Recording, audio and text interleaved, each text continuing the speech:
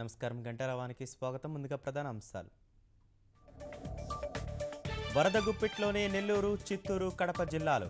ముమ్మరంగా సహాయ చర్యలు, శరవేగంగా రోడ్ల పునరుద్ధరణ.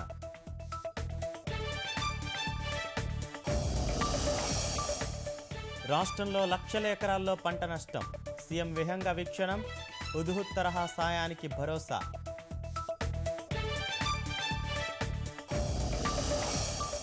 తమిళనాట శాంతించిన వరుణుడు. మోటార్లతో వరద తొలగింపు, వ్యాధులు ప్రబలకుండా జాగ్రత్తలు.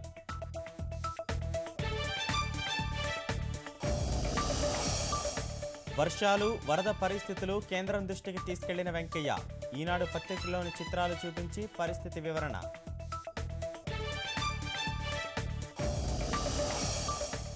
పట్టణ పేదల గృహ పథకంలో రాష్ట్రానికి అత్యధిక లబ్ధి. 1,93,000 ఇళ్ల నిర్మాణానికి కేంద్రం పచ్చ జెండా. పారిస్ నరమేధం సూత్రధారుల కోసం ముమ్మరమైన వేట.